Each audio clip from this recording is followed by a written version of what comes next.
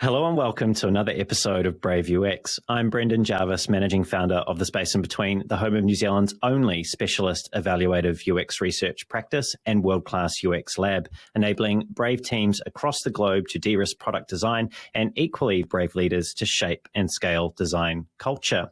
You can find out a bit more about that at thespaceinbetween.co.nz. Here on Brave UX, though, it's my job to help you to put the pieces of the product puzzle together. I do that by unpacking the stories, learnings, and expert advice of world-class UX design and product management professionals. My guest today is Audrey Cheng. Audrey is the Chief Technology Officer at Imagr, the first vision-only, white-label, autonomous checkout solution that retailers can own, operate, and scale themselves. Before joining Imagr, she was the CPO at SnapComms, an Everbridge company. At the same time, Audrey was also the head of global UX for all of Everbridge's products, working closely with the CTO, Dr. John Maeda. Prior to Everbridge, Audrey was the VP of Product at PushPay, the world-leading digital engagement and giving platform for churches.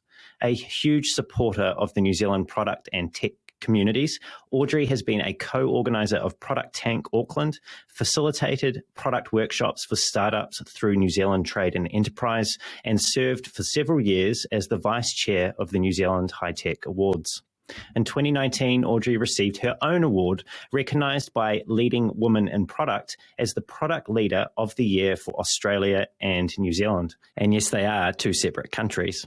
A clear communicator and a passionate product person, Audrey has been invited to deliver talks at UXDX Asia Pacific and Mind the Product, and has been a repeat guest on the Fearless Product podcast. And now she's here with me on Brave UX. Audrey, welcome to the show. Hi, Brendan. Thanks so much for having me. It's so great to be here. It's really great to have you here, Audrey. And of course, we're both Auckland residents, as far as I'm aware, still. Yes, and that's unusual. And this is a remote conversation, even though we both live in the same place. Maybe we should figure that out for next time. But it's really, really good to have you here.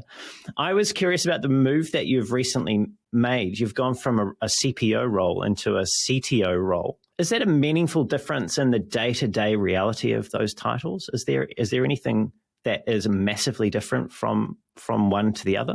Yeah, I think the main difference I see is, caring for a much broader group of product developers, product builders.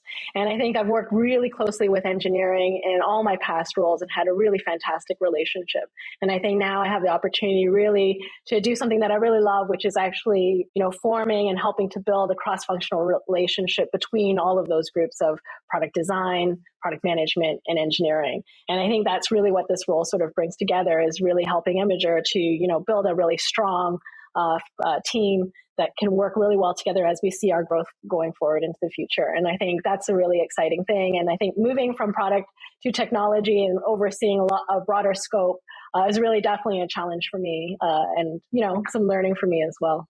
You've been in the role now, I think you said around 4 or 5 months when we were off air. What have you found has been the biggest learning or hurdle that you've had to overcome moving from that product context into that wider technology context? Yeah, I think, working with engineering and then caring and maybe stewarding and shepherding engineering is quite a big difference for me.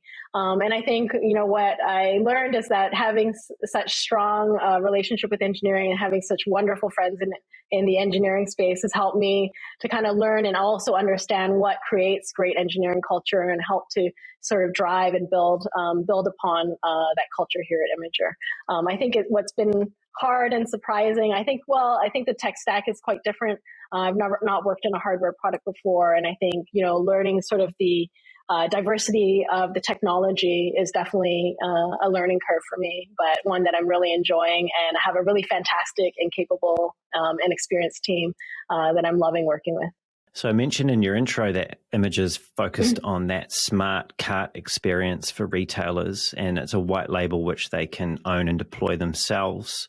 How much of your attention as the CTO is focused on the present versus the future of where the business and the technology within the business is going? Yeah, I think, you always have to be thinking about the future. And I think that's one of the important things with product management. And I think not getting into, I guess, what Marty Kagan and, Rich Mironov talk about is like the feature factory, and I think it's that idea that you have to be thinking and you really need to align your teams on, where the product is going so that as you think about what you're capable of doing today and unlocking for your customers today, what's the next step for you and where are we headed as an organization and where are we headed to? What problems are we planning to solve for our retailers and our customers as we head forward into the future? So I think there is a balance between the two. Like, yes, as a startup, you need to execute today. There are milestones that you want to hit. There are things that you need to accomplish today and problems that you need to solve today. But I think that you need to be planning and thinking about solving those problems with the future in mind. And I think that's important no matter what stage of product development or maturity you're at. We were speaking about the future just then. I want to actually speak about the past a little bit, your past. Now, you've worked in tech now for about the past 15 years or so, but it's not the first sector that you worked in. When you left uni, you actually went to work as a lab scientist, and then you moved into customer support roles, and you even did a bit of a stint in product marketing, and all of those were in healthcare. What changed for you? How did you end up getting into technology, into product, and into UX? Yeah, I guess that's a common question because I guess it's quite an interesting background. I think my background through university is in science, in biology and zoology, and a lot of the reasons I ended up studying those is because I was just really curious about how things are made, and I think by nature just a really curious person, and I think that's why originally starting out as a scientist was really interesting to me because it's that space of technology, problem solving, and helping people, and I think those are the things that I still carry with me today, and even when I think about like that career and all those moves, I really just took opportunities that I thought were actually really interesting to me, where there were problems and I was curious about how to solve things or curious about what that might be like. And I think, having been in customer service, you really get to understand pain points, of your customers. You get to be on the pointy end of, someone who is unhappy or is facing some challenge with your service or your product. And I think it really gives you a lot of empathy. And I think that's really helped me as a product manager now, really be able to be thinking about what the decisions that we make today and how they really impact other people, and that it's not just a decision of, one thing or another. It's actually something that could potentially affect someone else's life, make it better or make it worse, right? And so I think when you're making decisions, it helps you to be a little bit more intentional when you have some empathy for who you're building for or can put yourself in those shoes or been on the pointy end of your customer service team, who are the ones that are going to field the questions, who are the ones that are going to be supporting your product at the end of the day. So I think, in terms of my journey, as I said, I think I just took things that I thought were interesting. I don't know that maybe I didn't start out like other people who were desperate to be a particular profession.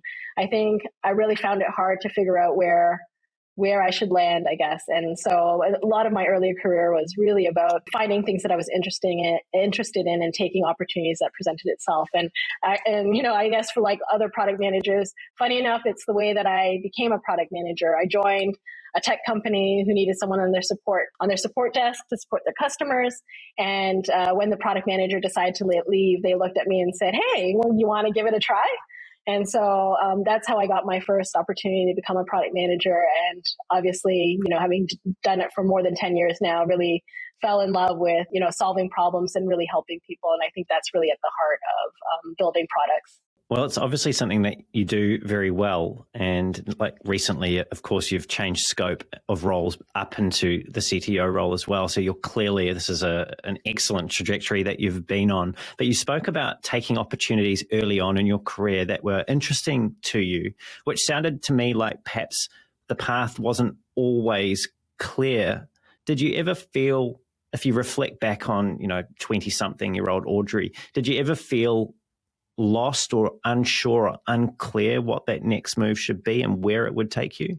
Yeah, to be honest, I felt like that for a lot of my earlier career. I think because when I was in school, I really was interested in science. And I think that just the whole, I just really loved and really wanted to understand how things were made. And I think, if you think about physics, biology, chemistry, a lot of that foundation is really feeds that curiosity.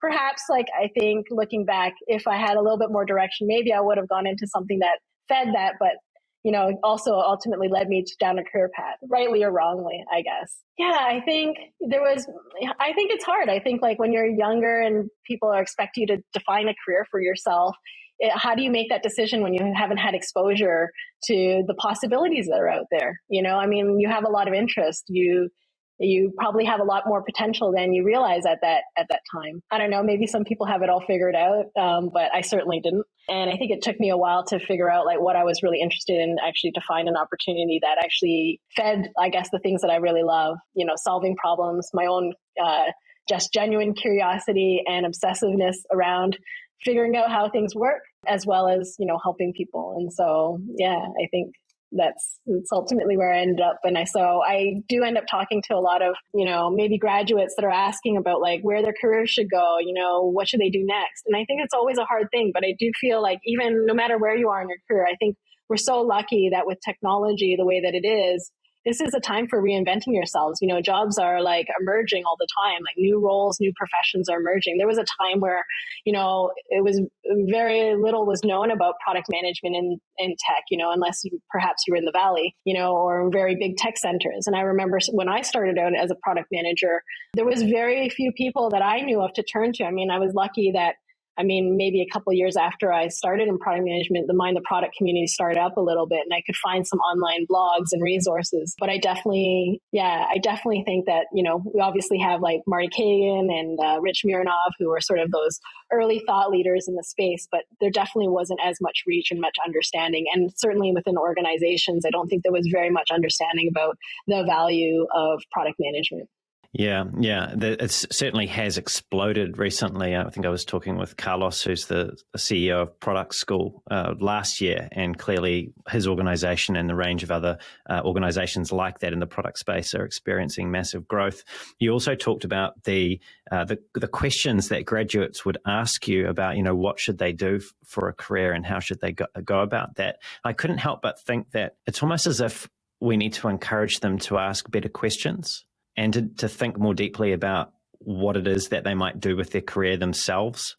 It seems like that sort of need to have some clear direction from someone who's perceived to be more experienced or whatever is sometimes to the detriment of people actually sort of sitting on their own figurative mountain and figuring a few things out for themselves. But totally understandable as well.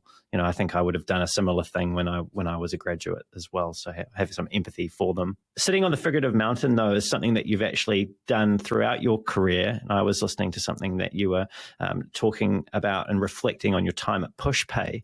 And I'm just going to quote you now. You said the most important lesson is really about your own growth and the growth of the people around you and really challenging what your ideas of success look like. You really have to challenge the way that you're working and what you prioritize. So what did success look like for you when you first started at PushPay? And how did that change? What was behind what I just quoted, you saying, like, what was the thing that made you realize that there needed to be something different going on here for you?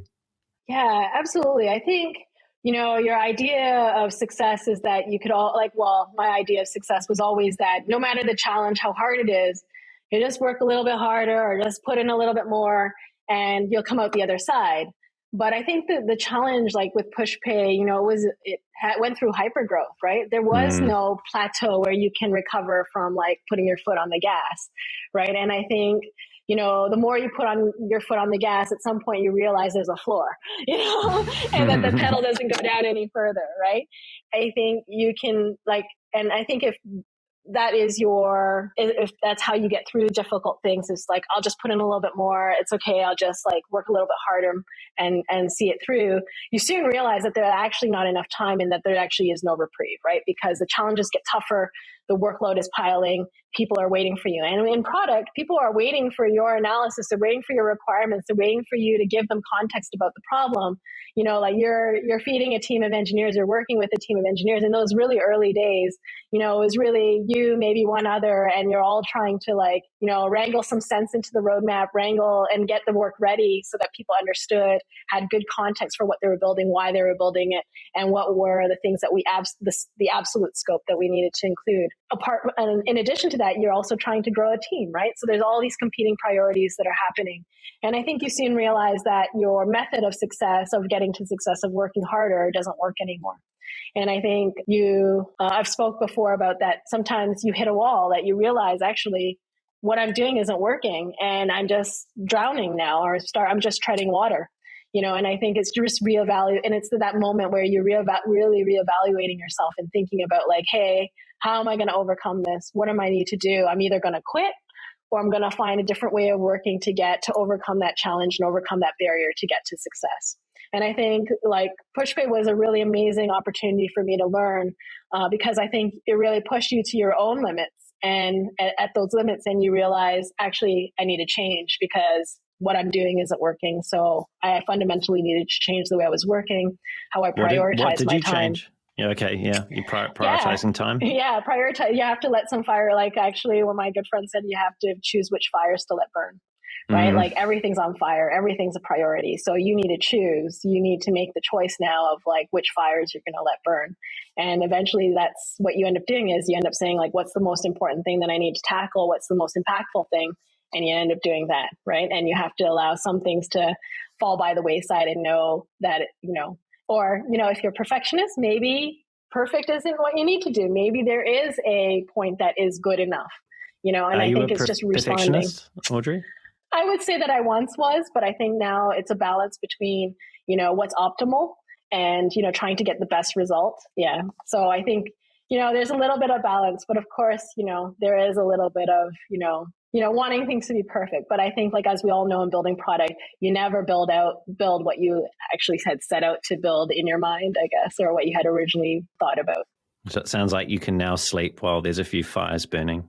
Yes, depending on the fires.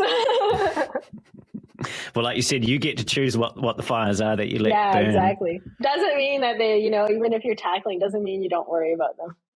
Yeah, it's one of those things that I think high performers suffer from, not just the perfectionism, and again, I'm generalizing here, but there's actually a chemical reason why we enjoy the work that we do. And you can continue just to churn out more and more work and move on to the next thing on your list, and you get a little high from it. But like you have been talking about, it starts to come at a cost, not just to yourself, but also the people that are around you.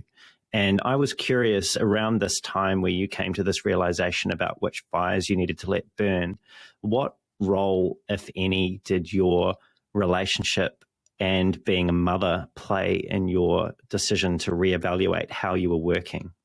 That's a good question.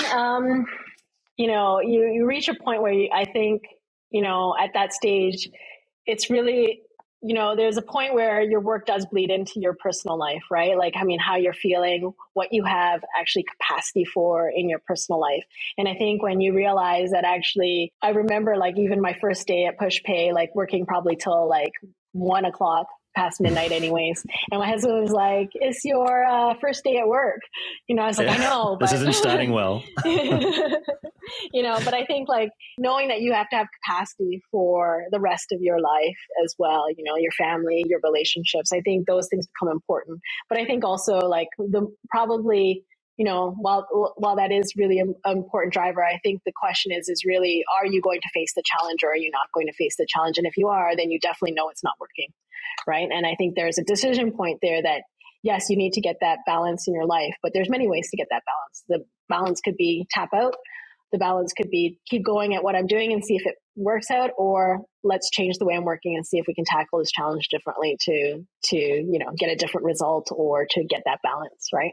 So I think there are decisions, and I don't think that any one of those is necessarily wrong. They could work for different people, but I think that is a choice that you need to make is like, is this the right opportunity for you? And if not, then it's okay to tap out too. Right. Have you set yourself any boundaries? You're an executive leader now of technology, which is encompassing, like you said, product and engineering and design.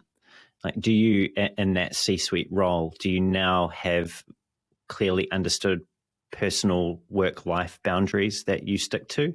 Or is this something that you regularly reevaluate and it's more of a feeling that you check in with yourself on? Yeah, I think it depends on, like, it really depends on the organization. And I think maybe what the needs are, and trying to balance that with my own personal life.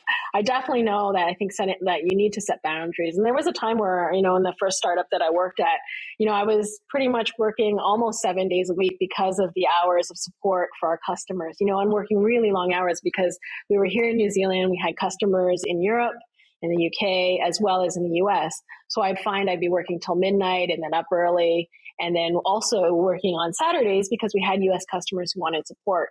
So you end up finding that you don't end up with any work-life balance because everything and the demands, and you're obviously striving for success in your organization, those demands sort of are bleeding and, aren't 9 to 5. And so they do bleed into your personal life. In that instance there, I kind of set a boundary that, like, I'm going to close my laptop at, Friday night, and that's it. Be honest, what for the time? Weekend. 11 Maybe p.m. not Friday. Quite 5. Yeah, right.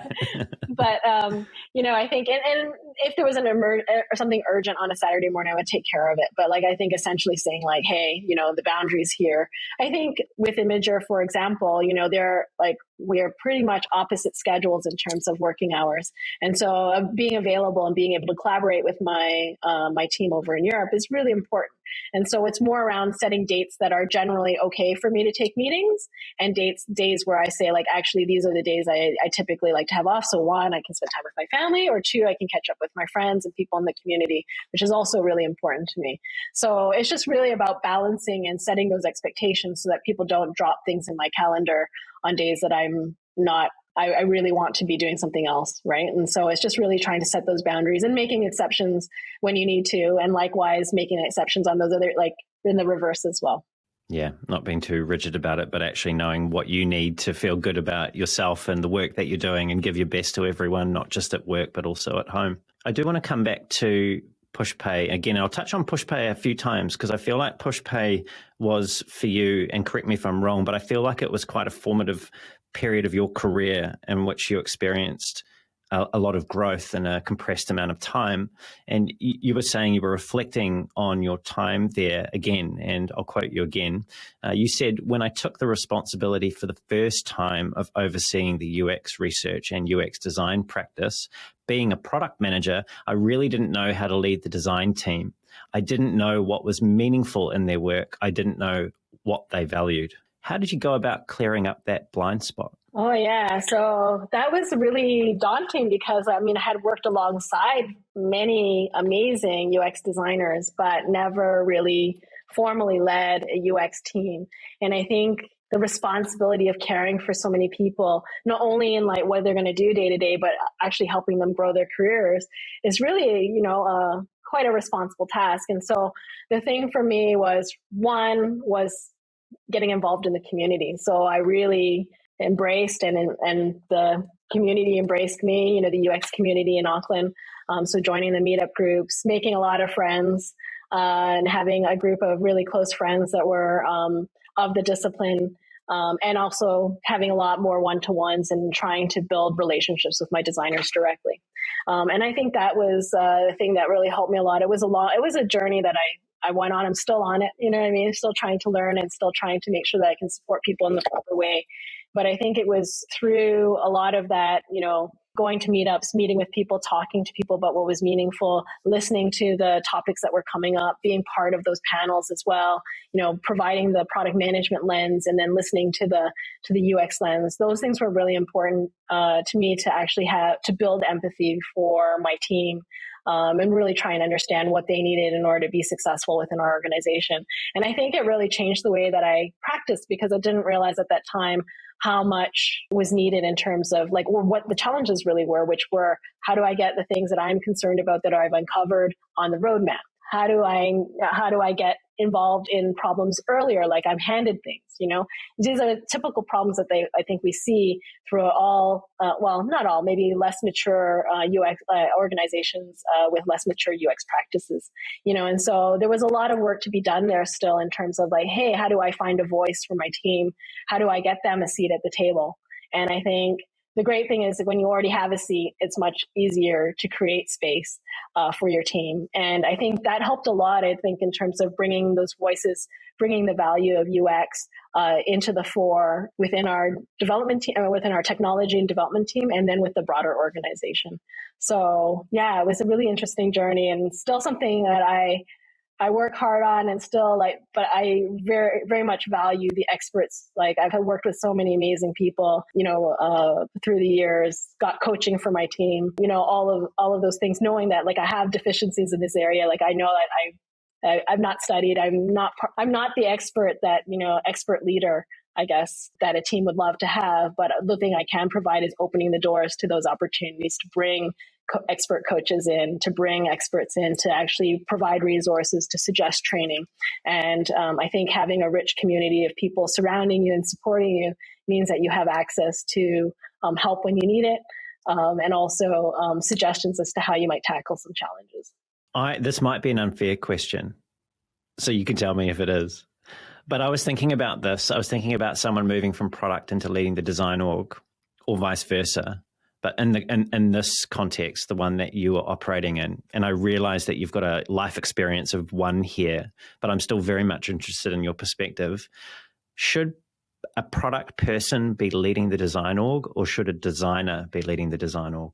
Yeah, I firmly believe that ultimately I would love to see a designer leading the design org and have their very own seat at that executive table. It doesn't always happen though, and I think it's a journey, and I think what I feel that I can provide is an opportunity to create space, to create growth within the organization, maturity and understanding. And your hope is always that one day to allow that UX organization to grow and be independent on its own and an equal partner. And that is always the hope, right? And I think that you find though, if that is not, if that is not already there, and that you don't have a designer UX practitioner at the table, is very hard to put someone in there without support and without a pathway. And so I think the idea for me is always that when I am trying to champion and bring UX in, it's really to create that pathway. And my hope is for one day that they will be able to have that respect, have that understanding through the organization, and be able to stand on their own, much like product and engineering are able to today. And there was a time where product, was in the same boat, and we were always coming under engineering, and still comes under engineering often, and so you still see this same level of hierarchy. But my personal opinion is that these all should be equal partners in the conversation, because we have very different perspectives, we have different experience that can add value to that conversation and to the way that we think about our product and we think about the problems that we're solving. Have you ever considered a career in politics, Audrey? That was very good. It really was very good. No, politics, not for me. Hey, speaking about politics and some of the things that can go on in organizations, you have spoken about this in the past, which is that observed tension that can exist between product and UX. And this is something that plays out in various different ways for different reasons, and probably none of them are any good, to be honest. We're all working for one organization trying to create a great product or experience for our customers. Fighting, I don't see how that helps. But when did you first become aware of the tension that can exist between these two parts of the puzzle? Yeah, I think it's a mixture of things. I think I had people reaching out from the community talking about some of the dysfunction within their teams, talking about some of the friction. I never experienced to the level that maybe some of the stories I've heard, some UX designers in the community had reached out and said that they actually ended up crying over a number of interactions that they've had with product, and vice versa as well, where you end up with this kind of fueled tension that happens. And, and maybe organizations experience it differently. Not all. That's probably a very extreme case. Normally this function is really about whose idea, or, who's going to do what, or I have valuable skill set and you're kind of encroaching on my area. Those are typically the friction points that I often see, and I think a lot of it comes out of misalignment, in terms of the goals or the objectives, and also empathy and understanding for each other's roles, right? And one of the things that I firmly believe is, one, if we can align on the outcomes and understand the problems together, and we start kind of together, then we have a better opportunity for the teams to actually be working together. Because what I often see is that this function is coming from competition with each other of like, whose idea is, who can I be heard? You know what I mean? So it's this idea of like jousting for position in a way. And I think when we have a better understanding of what each of us can contribute with our skill sets and experience and how that actually adds value to our common goal, then I think I see a lot less of this dysfunction. Yeah, it's unfortunate, but I think you do have to start from a culture of trust. And I think if you don't have that inherent culture of trust where people are valued, then you have a much harder road to travel. And so you need to fix that first. And I think part of that is like, how do you demonstrate the value of product management? How do you demonstrate the value of UX design to maybe an engineering team that's never experienced good product management or great UX design before? I've had engineers say to me, I didn't realize that was UX design. If I had known that, we would have hired one 3 years ago. You know what I mean? Like, so, you know what I mean? So like, I think there is often like, and I still think that there is a misconception. Maybe this is not everybody's experience, but I still think that there is a misconception about what UX design is.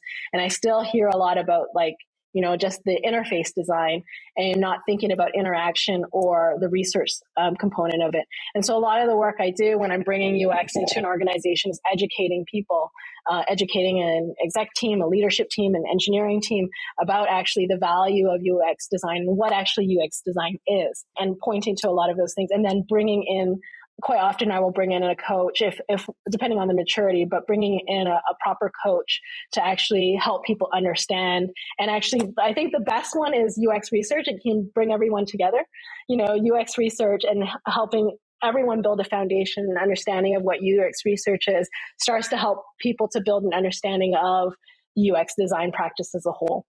And I found that was really valuable. So I brought coaches in previously to, you know, give some workshop training to engineering, customer success, marketing, product, design itself, you know, and so just getting that cross-functional team together to understand, because I actually think the skills in UX research are really valuable to a lot of people. You know, I mean, how to ask like really open questions, unbiased questions, you know, I mean, these are helpful for everybody.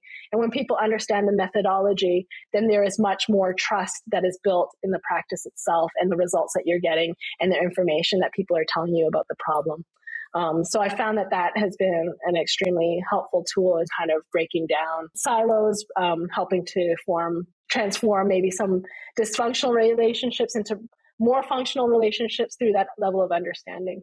You touched on UX research there and how helping a wider group of people understand the methodology and how it all works, and doing that in order for them to see more clearly what the value of the research piece of UX is. And I also understand that you're a bit of a big believer in democratizing the research for that reason. Jump in if I'm putting words in your mouth here. And I'm going to quote you again now.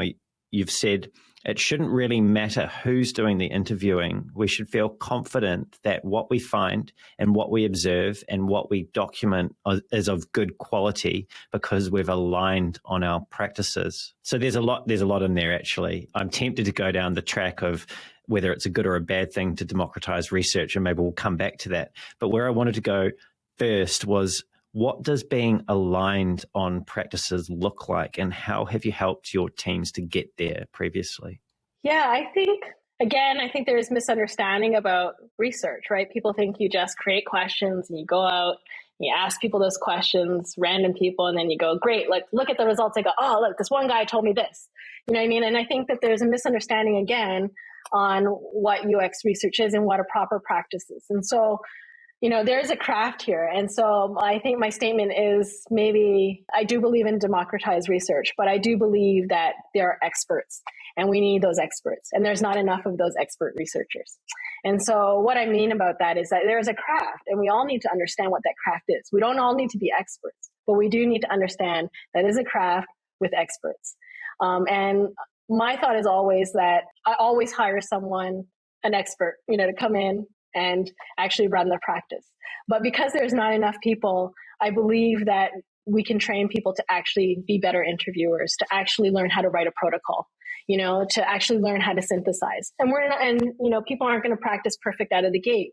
But if we're able to share that knowledge and have experts train people, then we can get better results. We can reach more people. The more people we have that can ask better questions, that can follow a protocol, that can follow a practice that we can believe in. Now, they might not be expert interviews. Like, some interviews are amazing. They know how to take a conversation, pinpoint something that's really interesting, and then take the conversation that way, but not everybody's going to be that level of maturity. But if we can say like, hey, let's write a script together. Okay, let's work through how we might interview somebody. What's the right way to do this?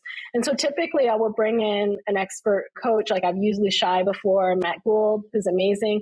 He'll come in and train the team. So we might train a cross-functional team because product managers want to talk to customers as much as UX designers want to talk to practices. How do we resolve this problem? How do we who should own the customer? Who should be talking to them, right? Well, we can all be talking to them, right? But let's align on how we think about talking to them and what the purpose is, right? Product managers talk to customers for various reasons. Might be for product discovery, might be for understanding the user's perspective and the challenges that they face, but it equally might be a sales conversation. Now, sales conversation and a research interview are completely different things. One is a very biased conversation where you're trying to convince a customer about why your product is the way it is and how amazing it is.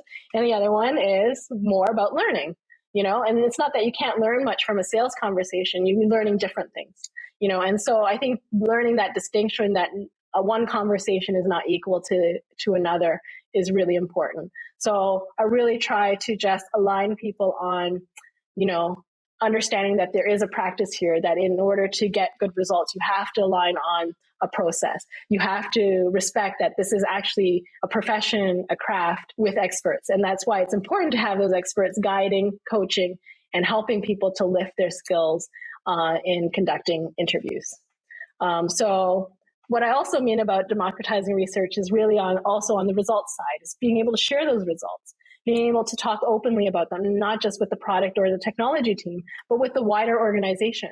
Why do we want to do this? It's because we want everyone to have the same understanding that we have about our customers and our users.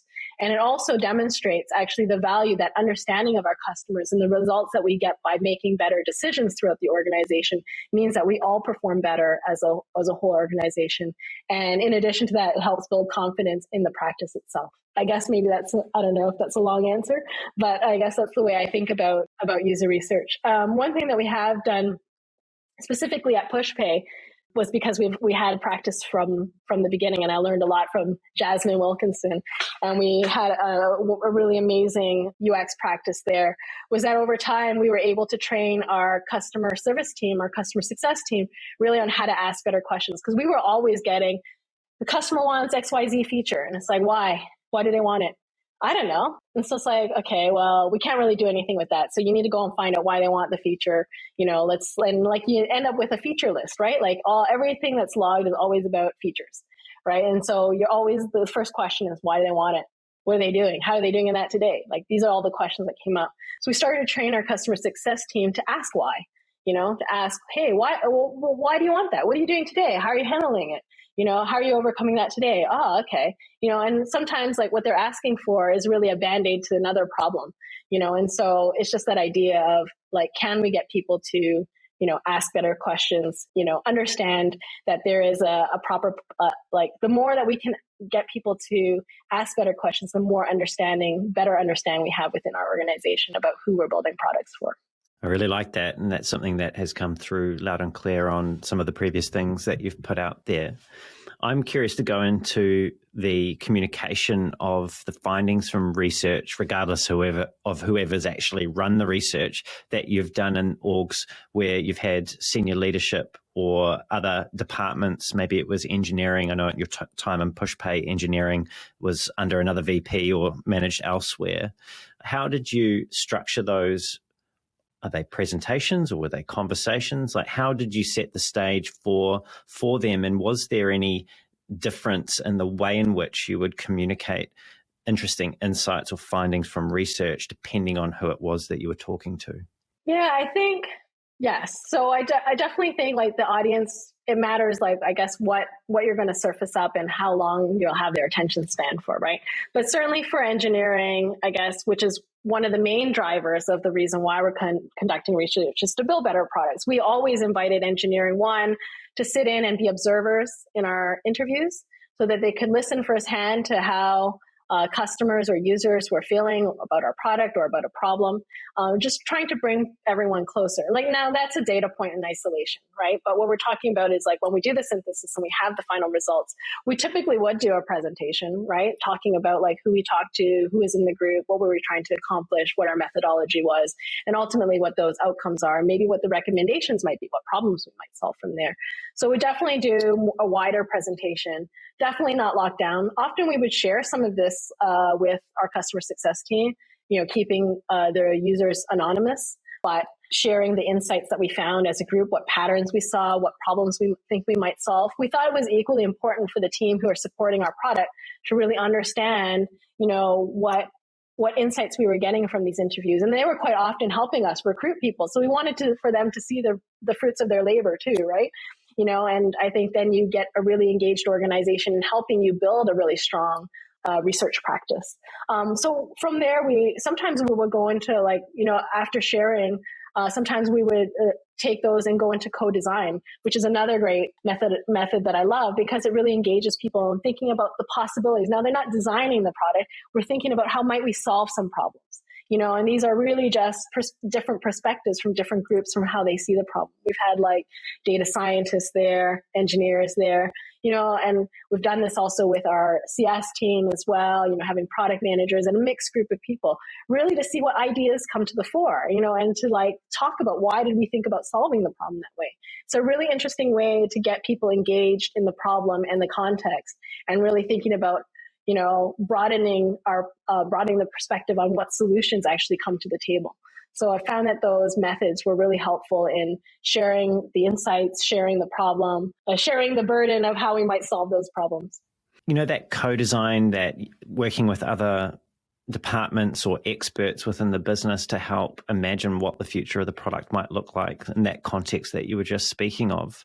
How did you take the outcomes from those workshops, maybe there's one that you've done recently that you can think of, and move it into something that was more tangible for product or UX to work with so that there was a meaningful impact or outcome and not just theatre from involving these other stakeholders in the product and the design? Yes, it's typically not me who is doing the presentation or running the co-design workshops. It's usually led by our researcher and our designer leading the program of work. So it would be typically those two experts that would be sort of working with the team on this. But I think from there, as we kind of like talked about the ideas, voted on those ideas, and as we thought about what we might solve and what the scope would be, there was typically a lot of work with the product manager talking about what we must solve for and how we might solve it and incorporating those ideas. And then there's a presentation back of like, hey,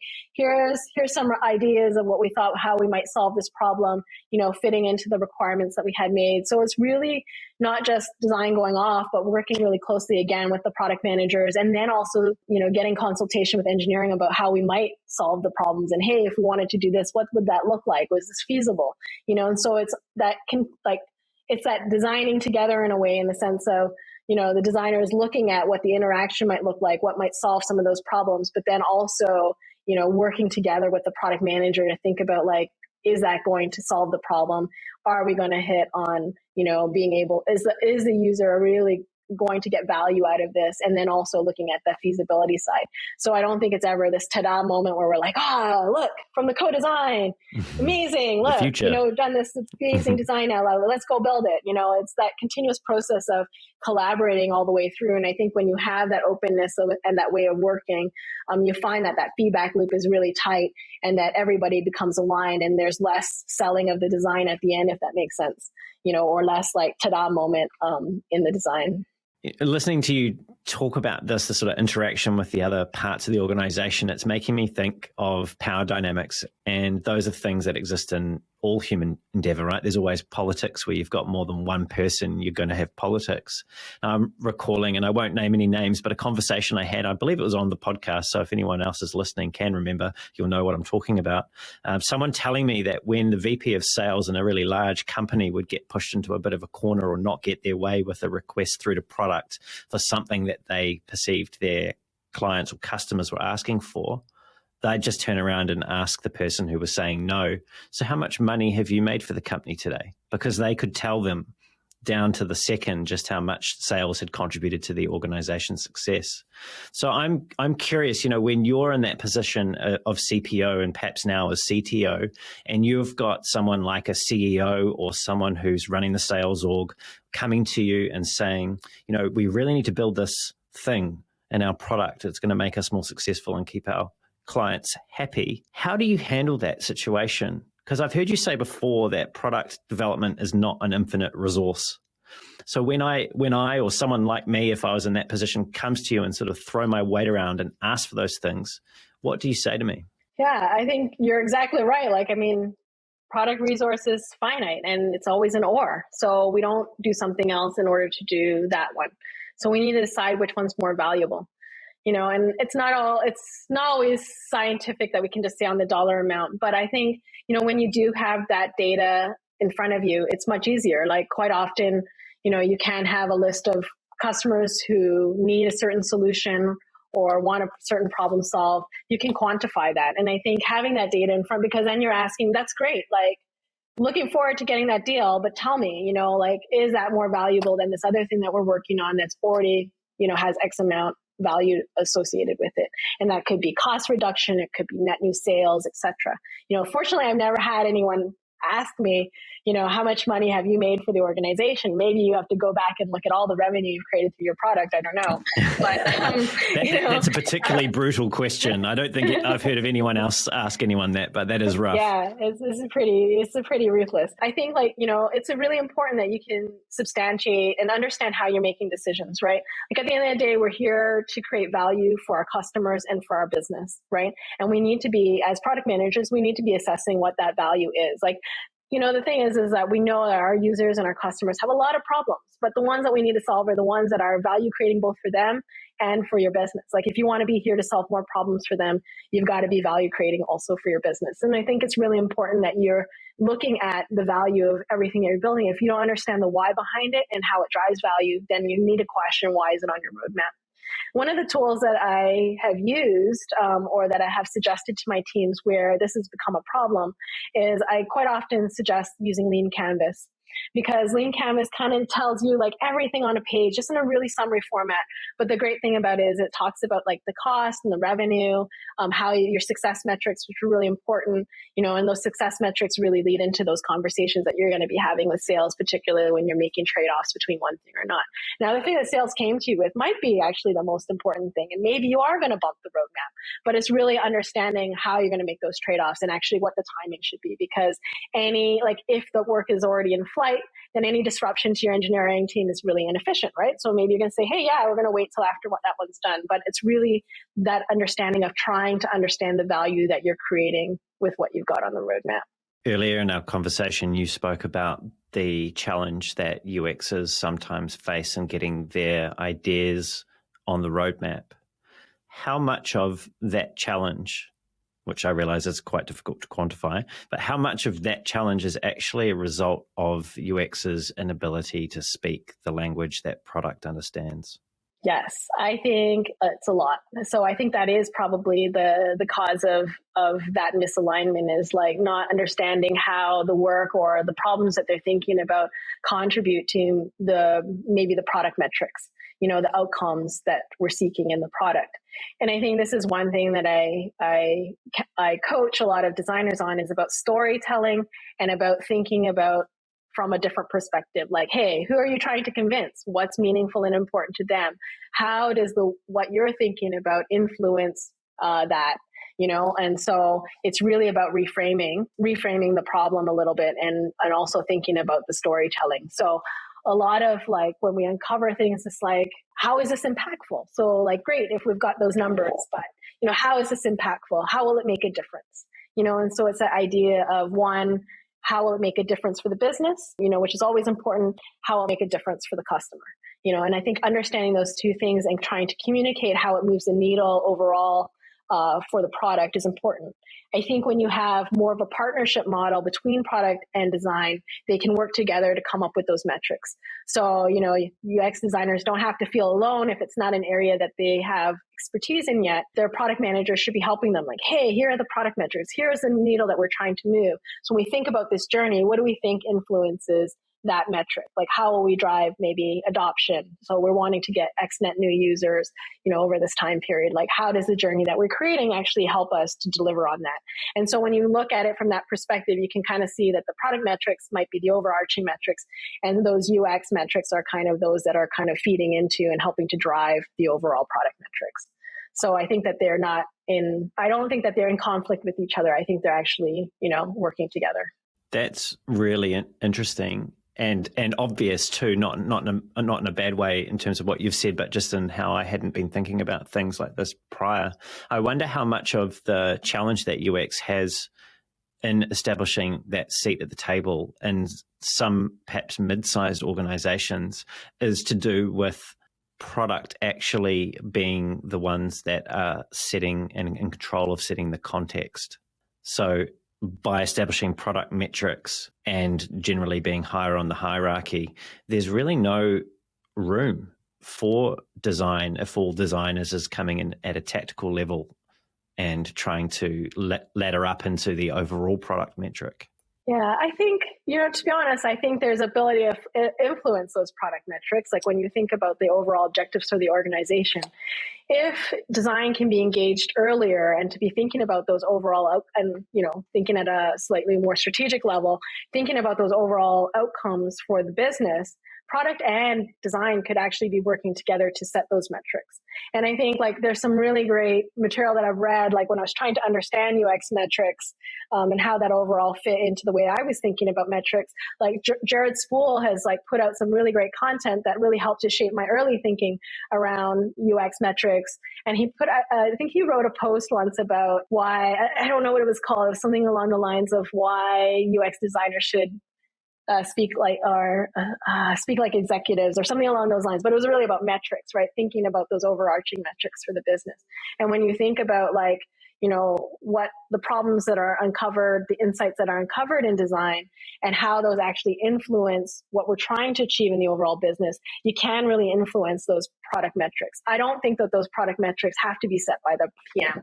I think that they are governing them and making sure that we are trying to move the needle on those. But like all of product management, you're trying to get the ideas and get the perspectives from different groups of people to try and set where we should be targeting, right? And so I think that UX has that ability to help drive and set those product metrics. Maybe a couple of months ago, I had a conversation with Christian Crumlish, who wrote Product Management for UX People. And he comes from a very interesting background, actually, but broadly design. And in the last, I suppose, decade or slightly more, transitioned into more of a product-based role. I couldn't help but think after that conversation with Christian and now hearing you speak today, Audrey, whether or not designers need to be looking more pragmatically at their careers, particularly outside of big tech, and sizing up product as a potential sideways or upward step in their trajectory if they're interested in a leadership role, if they're not actually able to get it at the scale of the organization that they're currently working at. Whether there's a valid role there for people who come from a design background to skill up on some of the product sides of things and actually take that forward in their career. Yeah, I can a UX designer become a product manager? Absolutely, right? But should that be the way? I'm not so certain, right? I would really love maybe I'm just being an idealist, but I would really love Go on, why not? I would really love for designers to be able to have much more strong influence by being designers than necessarily needing to be product managers. I definitely think it's helpful to, when you have that aha moment with designers that they really understand how to work through the value for the product and work through the value for the business, then you see a lot more of design that can be, because I think you sometimes see like when someone is focused on like this outcome of where we need to go and it has to be this, but not layering in actually the pragmatic side of like, hey, it has to work for the business. We need something optimal. We need time to market, et cetera, et cetera. But when you see sort of that, the penny drop on like, actually, we need to find the best of how can we create the best interaction, the best design for the customer, and also meet time to market, do with the resources that we have, all of those types of things. Then you start to see like, okay, now I know how to curate my design to try and get the best outcome, and I think like, there is still value there. And like my hope, I mean, I don't know, maybe you're right. Maybe things will be different. Maybe it'll be product falling under design at some point. I don't know, so, but I definitely think that there's a lot of overlap, which is why I think actually there is benefit in working together and why I think you get a good result because you already have something common to land on. So can a UX designer be a product manager? Absolutely. I think that there are skills to learn, but equally, like, I think it would be a harder lift for me to be a UX designer. Do you think the dynamic there in terms of the hard skills required changes if you think about the next step up the ladder? So when you start in the head of product or at the true leadership end of product? Do the hard skills, you got the day-to-day of the product manager's world, right? Mm-hmm. Buried in the spreadsheets, looking at the roadmaps, prioritizing features, and hopefully doing a bit of customer discovery and research as well. But do you think that it would be an easier transition for a design leader to move into a product leadership role without having to go through the operational day-to-day of the PM role? Or would they not have enough credibility in that role? I think it depends on the designer. Like, I think I've seen a lot of very strategic UX designers. And I think if a designer is in that vein and is really thinking and in that vein, I think they are thinking about driving value and unlocking value for both customer and business. I think that's probably someone of that ilk probably makes an easier transition into that skill set. Like, I do think that actually designers also are in spreadsheets. I've seen lots of UX designers in spreadsheets looking at survey data, cutting data in different dimensions, looking at product data there as well. No, I'm just saying I definitely think that designers are not, I don't think that designers are not capable of being in the numbers. Yeah, that's a foolish limiting belief if designers actually do believe that. And I realize it's really difficult to talk about a whole discipline in general terms. So let's switch gears a little bit now and come to what it's like being an executive level leader. So specifically your CPO and CTO roles. You've got the benefit in that position of the status that comes along with where you sit in an organization's hierarchy. Now, has moving into that executive or those executive roles, has that changed the way, being the head honcho, has that changed the way in which you interact with people in your team? Head honcho. I don't know about that, but I think you have you have a stronger responsibility to support your team. And I think that is probably the fundamental responsibility, is to help the business drive outcomes, but really support your team in being successful and unlocking opportunity for them. And I think that is the main thing that a leader can provide, is clarity of context and direction, and as well as pathway to unblocking them. Basically, you're the block and tackle person, right? And I think what I value about being in leadership and the things that gives me the most joy is really seeing people succeed and really create, allowing people to reach their potential.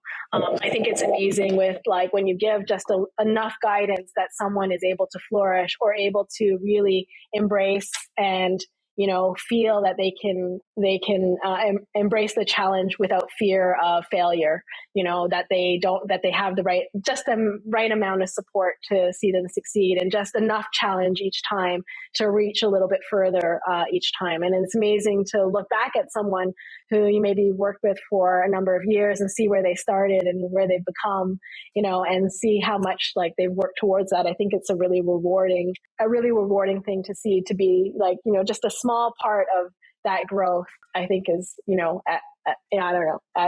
leadership position, I feel is probably the most rewarding thing. It sounds like as you've gone higher in the organizations, there's less of a role for you to put forward your own ideas so explicitly, but you've adopted more of a, I think you used the word guidance or guiding. There's more of that sort of coaching, setting the stage for other people and giving them just enough direction to get on with what you need them to do. Yeah, I think, you are responsible for setting the strategy, but that strategy is built in collaboration, right? And it's really just to align everybody to what our goals are as an organization and to align the wider organization, right? But I think I am hugely reliant on my team to uncover the problems, to find those challenges and to communicate, hey, what should we fix? What is the most pressing thing? And how will this help us, right? And to articulate that value so that we can come up with a cohesive plan as to hey, how do we want this to play out? How do we want to support our customers? What's the most important thing to provide? And I think in doing that, it's stretching them by asking questions, right? And it's through that questioning that people, oh, okay, yeah, I didn't think about it in that dimension. You know what I mean? So it's really about just providing enough challenge, but for the team to really be empowered to go and figure out how we'll solve it. You know what the problems are. You might know what the problems are. You think you know what you might need to solve, but you're always surprised at actually when you think this is the problem, it's a symptom of another problem, of a more important problem. You spoke about how people won't always get it right. We are humans, we do make mistakes. I also know that you're a proponent of radical candour, which can have mixed meanings depending on who's listening. I'm curious about that because I was wondering, when you're practicing radical candour, what does your version of good radical candour look like when something's, when the wheels have fallen off or something's not really gone to plan? Yeah, I think there's two things there, right? I think when things haven't gone to plan, I think you want to address that first, right? And then I think you want to reflect and almost have a retrospective on that, right? And then I think you're talking about, and I think one of the things about leadership too is providing enough guidance that that your team's failures or the individual failure isn't a big one. I think failure is actually a positive thing in the sense that you learn from it. And I think the role of your leader is that people don't fail too bad, on the things that are really important. You know what I mean? And so you're providing enough support and guidance so that people feel supported, that that you have their back. And at the end of the day, ultimately all the decisions and all the things that happen in my organization are my responsibility, and and the accountability lies with me at the end of the day. But I think if, we've gone down this pathway and I think always with things that have gone incorrectly, your intent is to think that everybody's worked as hard as they can and made the best decisions they can with the information that they had in front of them. So when things go wrong, what was wrong in the process that led someone to make a bad decision, right? So when you can start from that place, then it's less about reprimanding somebody for an outcome, but really trying to understand why we led there. Now, if someone was negligent, then that's a different story. Then there is accountability, right? But I think if we're starting from the premise that everybody is working as hard as they can, as best that they can, then you take a different perspective on it. Now, with radical candor, it's really about, perspective, right? I think in giving people feedback, I think feedback is a gift if it's given with good intent, then it's a gift. Because quite often I have blind spots and people have given me feedback and it's been really helpful, and I think it's the way in which you give it and whether someone is actually ready and open to receive it. So I think you need to ask, I have some feedback for you today, Brendan. Are you open to feedback today? You might say, no, I'm having a bad day. Can we talk about it another day? And I'm okay, and I think it's really about, is the person in the right mood? If you've had a really bad day and now I'm going to, give you some feedback that you might not be open to, is it worth me giving you that feedback? Right. And I think with radical candor, the name is pretty harsh, right? But I think the thing that people miss is with empathy and with humanity and care for somebody. So it's not I'm saying this to hurt you and I'm trying to take the personal out of it. I maybe talk about the impact of the action, right? And I think it's really not saying Brandon, you suck, you know what I mean? Because you did this thing and you made everyone feel horrible. It's not talking about trying to make someone feel bad. It's really about saying hey, you might have this, here's my perspective. You might have this blind spot. And it's not saying, Brandon, you have to take it on board. It's saying hey, this is what I've observed. And it's up to you to decide whether that feedback is valid for you or not. That's how I sort of see feedback. You can see that and say yeah, you know what? I don't think that was given with good intent, I'm going to ignore it. You know what I mean? Like, you don't have to take on board everything people tell you. But I think if you think about, like, did someone give me that feedback with good intent, and is it meaningful for me? And is that something I've observed in myself, and now someone's reflecting it back to me? You know, so I think those are things for you to think about. But again, it's with humanity, right? So it's not intended to make you feel bad. It's intended for you to think about, you know, how you can elevate your performance, or maybe the way your actions are perceived, which is not your intent. You know, I've had someone before, when asked a question, shrug a lot, you know, and it was more in jest than it was. But what it was doing was giving people lack of confidence in their answer. So they would go and ask somebody else, because they were kind of like, I don't know if they have it or not. So I'm just going to go and check, like, ask somebody. And so, you know, when I gave this person this feedback, I just said, you know, at that time, I was just saying, like, hey, you know, I have some feedback for you today. Are you open to feedback? Yes. And I'll say, like, you know, quite often I've noticed that when you're in a meeting, someone's asking you a question, you know, because of your, like, I've noticed that in your jovial nature, you'll shrug and you'll laugh it off, but you haven't given a clear answer. And so what I've observed is that person's going to ask somebody else. And what that's creating is a lack of clarity in whether you have it or not. And I know you do, but, you know, the impression it's giving is lack of confidence in somebody else. So you might want to just observe and see if you actually are doing that, and seeing what the response is, and maybe just taking on and sort of seeing, is that something that you observe yourself, and if that's something that you want to change. There is a lot to unpack there. In particular, I really like the way you set the stage by asking the question, are you ready to receive some feedback today, or something of that nature? You know, this leadership thing is not an easy thing for most people. It's full of self-doubt, and there's no guidebook really on how to do it well. So I feel like you've really shared some huge value there with that approach. And also, it's an approach which sounded to me as one that's not putting you in a position where, as the leader, you're falling over yourself before you actually deliver the feedback, because sometimes that can be uncomfortable for people as well. Receiving feedback can be tough, but giving it equally can be tough as well. You shared with me offline, and I hope you don't mind me sharing online. You can tell me, we'll take it out if you do, that you consider yourself introverted. And so, which personally, if you're looking at it through an outside-in lens, is very difficult to see, particularly how well you articulate things like that, giving feedback in that work context. How have you worked on yourself, or who has helped you to see those blind spots that you've got or had in the past, and become the person that you are today that's comfortable, or at least outwardly comfortable, giving that kind of feedback to people? Because it's really easy for people listening to podcasts and seeing you speak and do all these things to look at just the surface and not realize what it appears to me, at least, to be a significant amount of energy and effort and investment in actually getting to this place where you are comfortable in your own shoes. Yeah, I'm going to have a big nap after this session. No. Turn the phone off. Yeah, I think just going to giving feedback, it is hard. And I think the first time I ever gave feedback was really difficult. Like, I think I really had a lot of anxiety, because you really don't want to offend people. Like, your intent isn't like to make someone feel bad and like, I'm just going to tell them how they suck. You know what I mean? Like, that's not what you're trying to do. Like, if you're giving feedback for that reason, don't give it.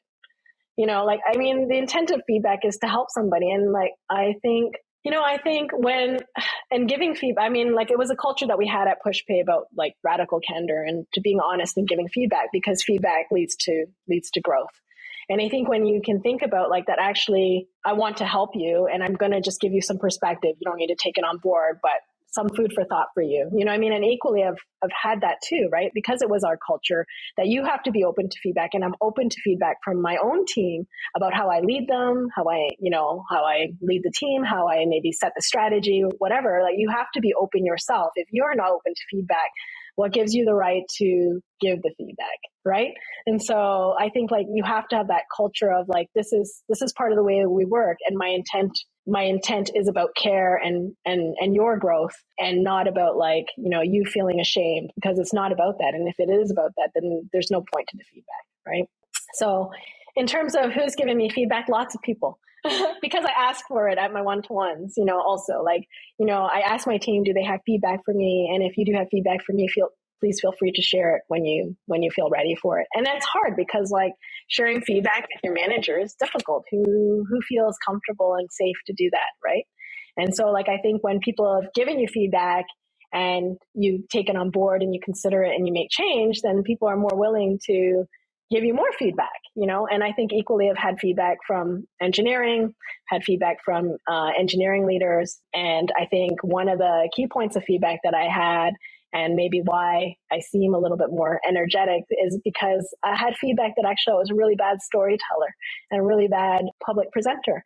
And so it was something I ended up working on because I realized actually, yeah, I am really terrible at it. I read my notes. I can't go off script. I think there was a time where I would not be able to have this conversation just knowing because it's being recorded, for example. And so I spent a lot of time actually trying to improve my public speaking, improve more ad hoc conversations, being on more panels. I was really nervous about, and maybe I still am, I guess, nervous about what people think about my perspective and, being judged. Everybody feels, some people feel insecurities around that. And I think that is just a normal thing, particularly I think more so if you're introverted, right? That what you say is, you feel has meaning behind it and you worry about like how people perceive that. So I did work on my public speaking for a long time. I started with just internal talks. I pushed myself to do a product tank, because I was part of the product tank community, to do a product tank panel, which I thought, okay, that might be easier, roughly know the questions, it'll be okay. Then graduating to more increasingly more, what seemed more daunting and more difficult public speaking engagements, leading to more public, in-present, on-stage talks, which, and even preparing today, I think, there's a level of nervousness and anxiety, I think, that also comes with any public speaking opportunity. Audrey, thanks for being so open and honest about how you're feeling even in this moment here with me on the show. Hopefully it hasn't been too nerve-wracking. I am wondering though, what has been possible for you in your life and your career since you made that really conscious decision to work on improving your public speaking? What's happened that otherwise probably wouldn't have? Yeah, I think it really helped me actually as a product manager. I think more than anything, like it really helped me as I moved into more leadership level roles to really more clearly articulate my ideas, to have more compelling stories, I guess, in the way that I was trying to represent my group.